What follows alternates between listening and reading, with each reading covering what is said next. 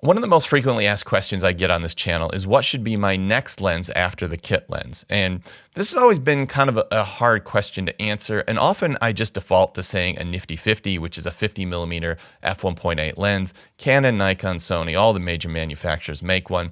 And essentially it's a budget-friendly lens that gets you better low light performance, better image quality, and better subject separation or blurry backgrounds than you can get out of your kit lens. The problem with that recommendation is, as a hybrid shooter, if you're somebody who shoots photo and video, if you're somebody who primarily shoots video, it's actually not a very versatile focal length. And I think it's really only the fact that that lens is so cheap that keeps me and other people recommending it. This new lens is now going to be my #1 recommendation when people ask me that question. And that's because it's a much more versatile focal length, but it is still at a super affordable price. Now, this is a 20mm f2.8 full frame lens. And although it is a full frame lens, the field of view when you put it on a crop sensor camera is 30mm, which is also an extremely versatile focal length. In fact, 30mm and 20mm are two of my favorite focal lengths. And if you've got a full frame camera that goes in crop mode, you're going to get both of those. Or if you've got a crop sensor camera, you put it on, you've got a 30mm field of view.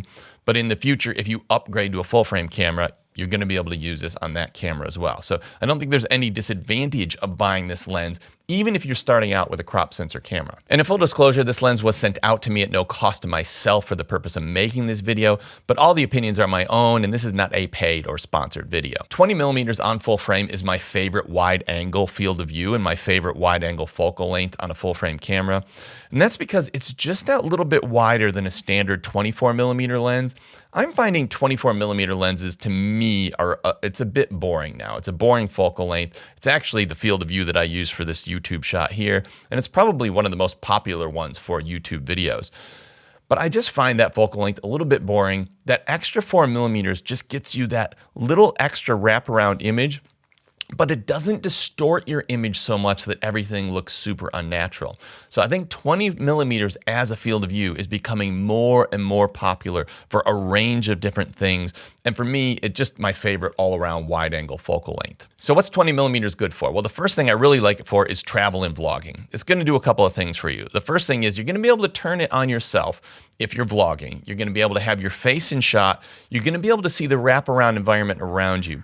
But 20mm is right at that limit where your face and your body is still going to look fairly natural and normal without some severe distortion, but you're still going to get that wraparound image. Once you get down to something like 16mm, we start to pick up that distortion and things start to look a little bit more unnatural. So I think 20mm almost gets you that surreal sort of feel to your images. They're real, but almost unreal. It's right on that border. And once you turn the lens away from yourself and you're recording the environment around you or maybe the people around you, you're still going to get that wraparound image, but you're not going to get any crazy distortion that makes it look totally unnatural.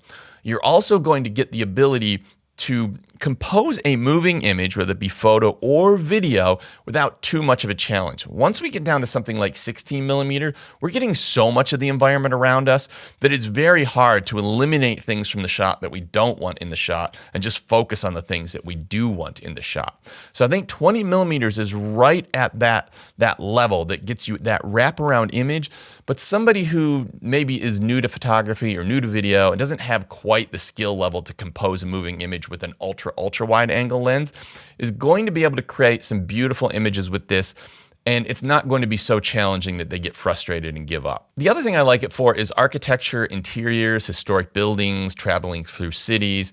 Once again, you're going to get that wraparound image. You're going to get the environment around you, but there's not so much distortion that it just doesn't look completely unnatural. It's right at that limit between real and unreal.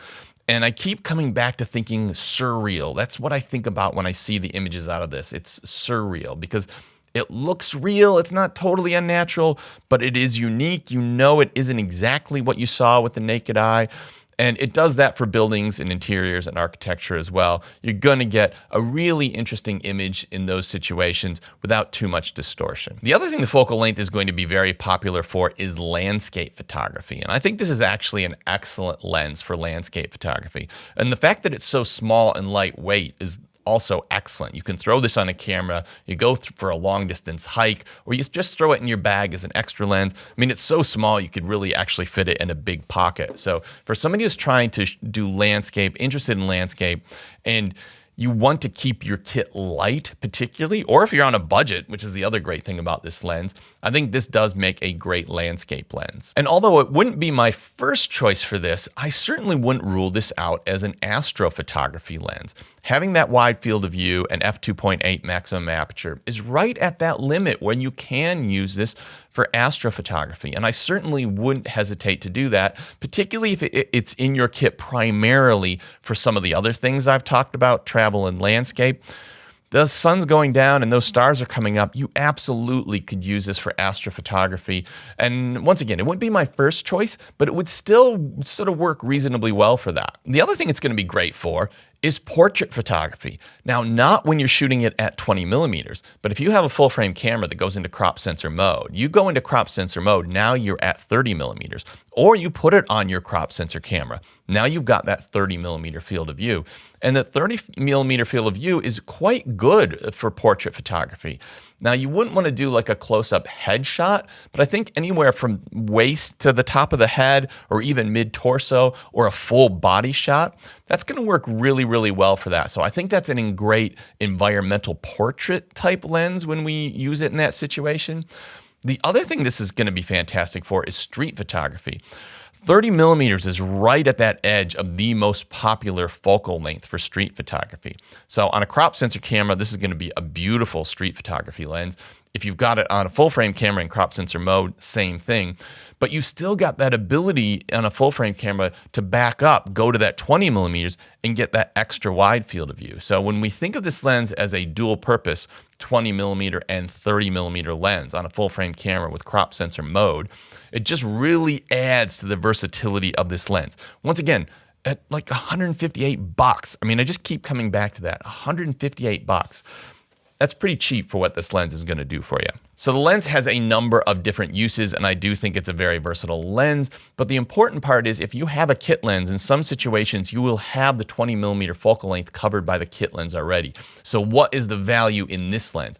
Well, the value in this lens is, one, it's going to be sharper than your kit lens, almost for certain. It's going to be a little bit better in low light. Depending on the kit lens you've got, it might be much better in low light. And it's going to give you the ability to give a little bit more subject separation or blur out that background. At the time that I'm shooting this video, they have said that the lens will be available on 3 different mounts. I don't know if there are more lens mounts to come. I will put all those details in the description down below.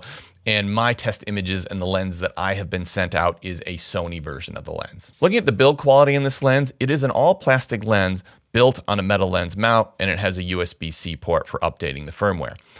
I actually think the build quality on this lens is excellent, and it's every bit as good as the first-party manufacturer's nifty 50s. Those are lenses made by Canon, Nikon, Sony. They're built to a price point to keep the price down, and this lens has been built in the same way to a price point to keep the lens price down.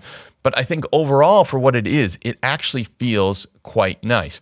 But it is a plastic lens, which I think you would expect at this price point. Looking at the distortion on this lens, it probably is the one weak point of the lens, not a deal breaker by any means, but you do get a slight wavy pattern with the distortion. Now, the lens does have the ability to give the camera information to correct that image in the camera.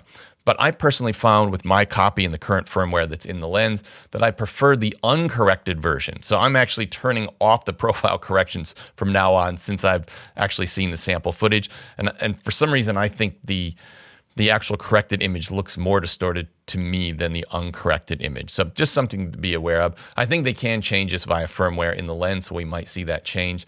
The other thing is if you turn off your in-camera corrections and you're using Lightroom, there will be a Lightroom profile for this lens. And hopefully once that's implemented, we will have a perfect situation where it perfectly corrects any distortion. The lens does exhibit some reasonably strong vignette, especially at the extreme corners. Now, if you're shooting on a crop sensor camera in crop sensor mode, you essentially have no vignette. But when shooting in a full frame camera using that 20 millimeter field of view, you do have a reasonably strong vignette at the very corners of the frame.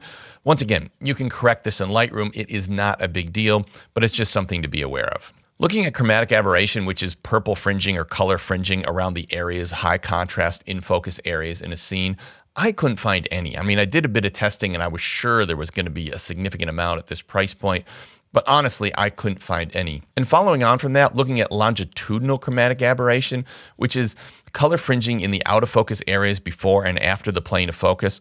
Once again, same thing. I expected to see a lot of that. I just really didn't see any. I just wasn't there. So I think that performance in those two areas, those chromatic aberration performance, was well beyond my expectations. Looking at flare resistance, this thing is incredibly good at resisting flare. I mean, first party Canon, Nikon, Sony level to me. I don't know what they've done with the coatings. Once again, at $158, it's hard to believe that they were able to get this result. But yeah, flaring, ghosting, not something you're going to have to worry about whatsoever. Looking at close-up image quality, the lens focuses as close as 19 centimeters, which is pretty close without being crazy close. And I found the close-up image quality was great. We're not like pseudo macro level or anything like that. But when you get close to your subject, you get a sharp and detailed image. And I think it looks really, really good. Looking at the overall sharpness of the image, this is where this lens really shines and where it's really going to separate itself from the average kit lens out there. This is one of the biggest upgrades you're going to get by using this lens over the kit lens, and that is the sharpness, particularly in the center of frame. I mean, right from f2.8, it is literally razor sharp. It is so sharp, high contrast, and the image is, I would say, near on perfect. Once you get to the corners, you do get a little bit of softening, but nothing that I could possibly be too critical of, particularly at this price point. Once you stop it down to sort of f5.6 or f8, like I do with street photography, those corners are plenty sharp enough. But yeah, I think the sharpness is really where this lens is going to set itself apart from the kit lens, and probably one of the #1 reasons that I would say this could be your next lens or give you an upgrade in your image quality when you're comparing it to a kit lens. And finally, looking at the bokeh, I think the bokeh is good without being great. Now, 20 millimeters starting at f2.8, you're not going to get super out of focus backgrounds, but when you get close to something and use the close focus and you throw the background out of focus, in general, it is pretty good. There were times where I found it to get a slight bit busy, but I mean, this is being crazy critical of a lens that costs $158 and really isn't a lens that is completely designed to blow out the background or get out of focus backgrounds anyway. So I think for the purpose of this lens, the bokeh is absolutely fine. And ultimately, I have to ask, who is this lens for? And the first thing is, if you do not have the 20 millimeter focal length in your kit, this lens is for you. I think that is an absolute no-brainer. If you have a kit lens and it doesn't cover 20 millimeters,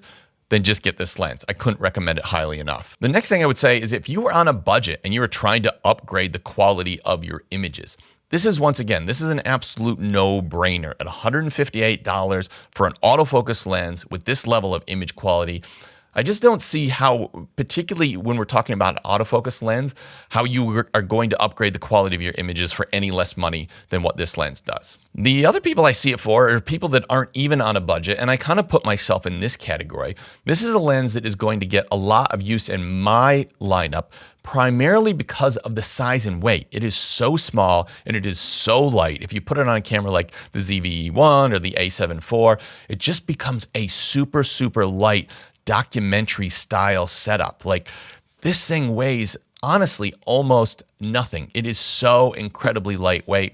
And for that purpose, even for somebody who has an unlimited budget, I see the value in this lens purely for its portability. And finally, I see it for somebody who just wants to try something different, doesn't want to commit a lot of money.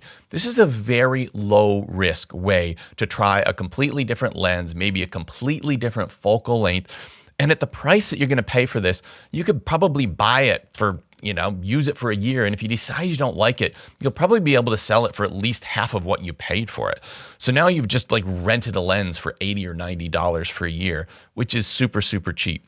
But I think the class of people, or the number of people that would buy this lens and turn around and not be happy with it, would be very, very limited. Now, buying the new lens is only one way to upgrade the quality of your photos and videos. And probably the easiest and cheapest way is just to watch this video. I think this is one of the best tutorials that I have ever done on photography.